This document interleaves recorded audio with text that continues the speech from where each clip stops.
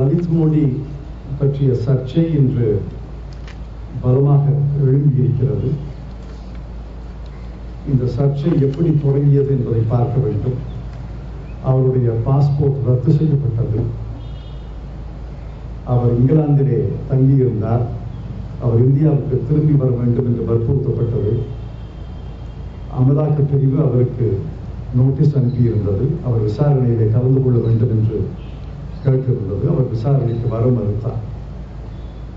இது சம்பந்தமாக இங்கிலாந்து அமைச்சரோடு பேச வேண்டும், இந்த பிரச்சனையை எழுப்ப வேண்டும் என்று அமலாக்க பிரிவு என்னை கேட்டுக்கொண்டது.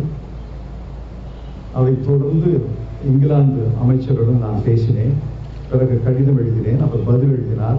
நான் மீண்டும் ஒரு கடிதம் எழுதினேன். அந்த கடிதங்களுடைய சுருக்கம் என்னவென்றால், திரு லலித் மோடி இந்திய குடிமகன். அவர் மீது விசாரணை நடந்து கொண்டிருக்கிறது. அவர் விசாரணைக்கு வர மறுக்கிறார். அவருடைய பாஸ்போர்ட் ரத்து செய்யப்பட்டிருக்கிறது. அவர் வெளிநாட்டுக்கு பயணம் செய்வதோ அல்லது இங்கிலாந்திலே தங்கியிருப்பதோ சட்டத்துக்கு புறம்பானது. அவரை உடனடியாக இந்தியாவுக்கு திருப்பி அனுப்ப வழிவகை செய்ய வேண்டும் என்று கேட்டுக்கொண்டேன். பிறகு பாஸ்போர்ட் வழக்கில் அவருக்கு சாதகமாக டெல்லி உயர்நீதிமன்றம் 2 நீதிபதிகள் தீர்ப்பளித்தார்கள். அந்த தீர்ப்பை எதிர்த்து சுப்ரீம் கோர்ட்டுக்கு மத்திய அரசு செல்லவில்லை. ஆக இந்த சூழ்நிலையிலே பல கேள்விகள் எழுப்புகின்றன. 7 கேள்விகளை நான் கேட்டிருக்கிறேன்.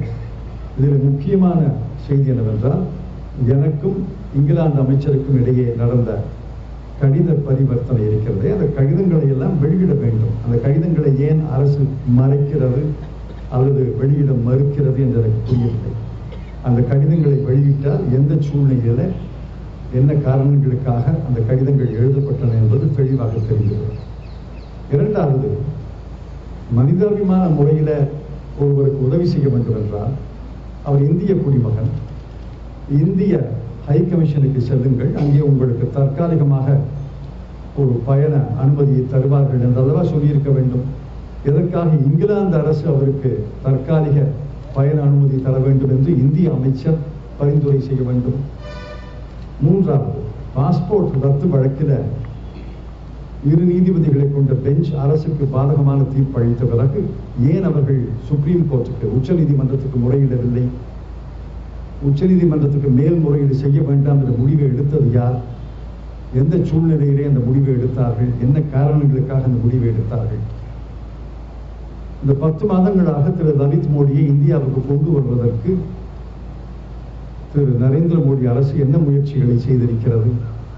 இந்த கேள்விகளுக்கெல்லாம் அரசு பதில் சொல்ல வேண்டும். நாளுக்கு நாள் புதிய புதிய செய்திகள் வருகின்றன. இதுவரை வந்த செய்திகளிலிருந்து இது வேண்டி ஒருவருக்கு செய்த சலுகை, விதிகளை மீறி செய்த சலுகை, தன்னுடைய அதிகார வரம்பு மீறி செய்யப்பட்ட சலுகை என்பது தெளிவாக சொல்கிறார். இந்த சூழ்நிலையில் தான் என்னுடைய கட்சி, நான் சார்ந்திருக்கும் கட்சி காங்கிரஸ் கட்சி, அமைச்சர் பதவி விலக வேண்டும் என்று கோரியிருக்கிறது. அதை நான் மீண்டும் சுட்டிக்காட்டுகிறேன். இந்த கேள்விகளுக்கெல்லாம் அரசு பதில் சொல்லும் என்று நம்புகிறேன்.